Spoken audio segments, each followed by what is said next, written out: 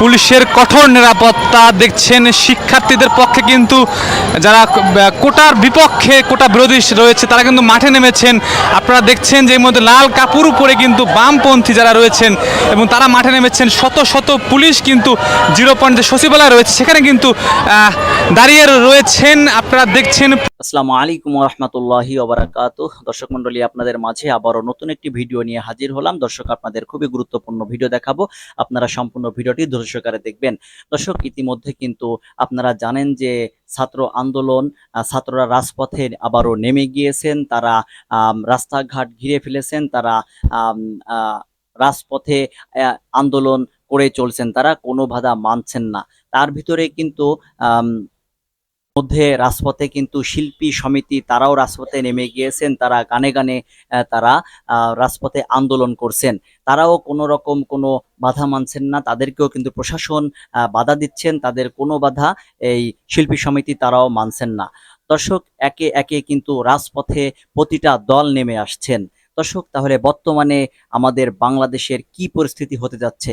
আমাদের বাংলাদেশের প্রধানমন্ত্রী আসলে তিনি কি বলছেন এই বিষয় নিয়ে?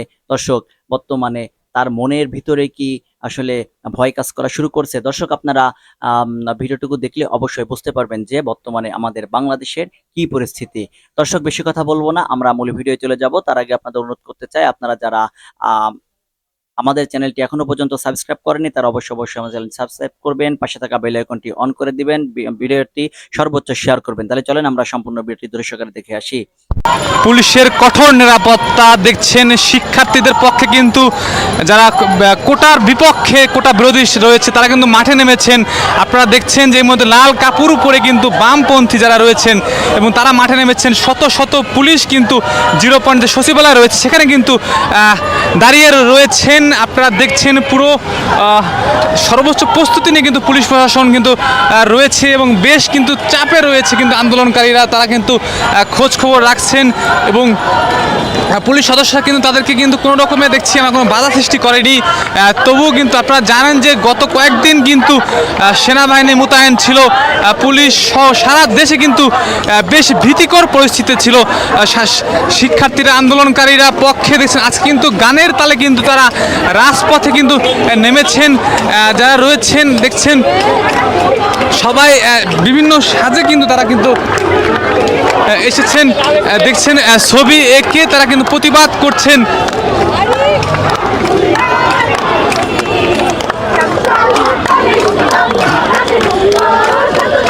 দেখছেন গানের তালে তালে কিন্তু তারা কিন্তু প্রতিবাদ কিন্তু করছেন। তুই ছাত্র খুনি দেখছেন রয়েছে, কাঁধে দেখাও জেল হত্যার, পুরো রাষ্ট্রই তো কারাগার, এমন কিন্তু প্রতিবাদ করছেন। আমরা যদি দেখাই দেখছেন দেখছেন এমন কিন্তু আমরা দেখানোর চেষ্টা করছি।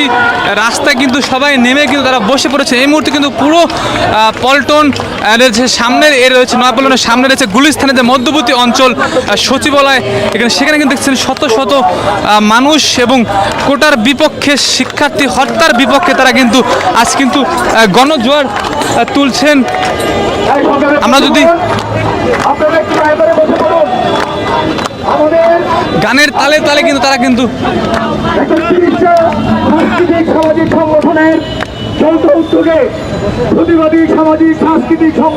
এবং প্রতিবাদ তুলছেন। দেখছেন আমরা যদি দেখাই সাধারণ এই যে আজকে রাস্তায় যারা নেমেছে সাংস্কৃতিক মানুষ রয়েছে, শিক্ষার্থী রয়েছে, তারা কিন্তু দেখছেন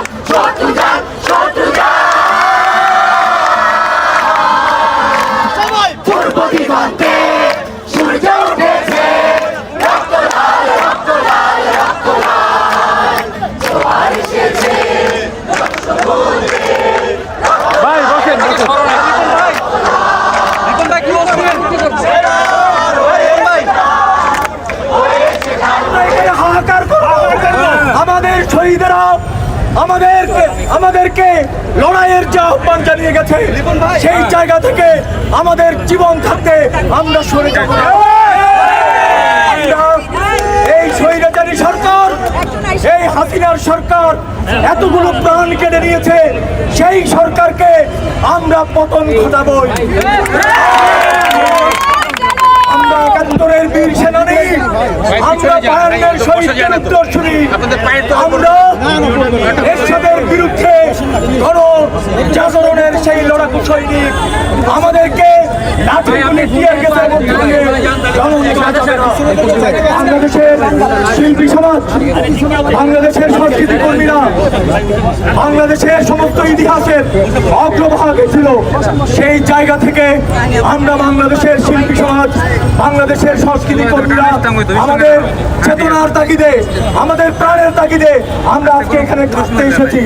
আমাদের কান্না করারও কি সুযোগ নাই? আমাদের হাহাকার করার সুযোগ নাই? প্রাণগুলোকে কেড়ে নেওয়া হয়েছে, আজকে ঘরে ঘরে কান্না হচ্ছে, আজকে ঘরে ঘরে মানুষ ট্রমা আক্রান্ত, মানুষ ঘুমোতে পারছে না। সেই ট্রমা আক্রান্ত মানুষকে আমরা সাহস দিতে চাই, আমরা বলতে চাই আমাদের সন্তানরা গেছে কিন্তু আমরা এখনো বেঁচে আছি 18 কোটি। আমাদের সবার সম্মিলিত আন্দোলনের প্রেক্ষিতে এই স্বৈরতন্ত্রকে আমরা উৎখাত করব। সংগ্রামী বন্ধুগণ, এখন আমাদের শিল্পীরা গান করবে। এত সময় ধরে আপনারা সম্পূর্ণ ভিডিওটি ধৈর্য সহকারে দেখেছেন, সেই জন্য আপনাদের অসংখ্য ধন্যবাদ। দর্শক, বর্তমানে বাংলাদেশের পরিস্থিতি খুবই ভয়াবহ। দর্শক, ইতিমধ্যে আমাদের রাজপথে নেমে গিয়েছেন শিল্পী সমিতি, তারাও স্লোগানে আন্দোলন করছেন যে এই আমাদের দেশে ছাত্র সমাজে এই যে আপনার ছাত্রদেরকে যেভাবে গণহত্যা করা হয়েছে এর প্রতিবাদে তারাও রাজপথে নেমে গিয়েছেন। দর্শক, আপনারা সম্পূর্ণ ভিডিওটি দেখে সম্পূর্ণ বিষয়টুকু ভালোভাবে বুঝতে পেরেছেন যে আমাদের বাংলাদেশের বর্তমানে পরিস্থিতি কি। দর্শক, তাহলে আজকের মতন ভিডিও এখানে শেষ করছি। সকলে ভালো থাকবেন, সুস্থ থাকবেন, আল্লাহ হাফেজ।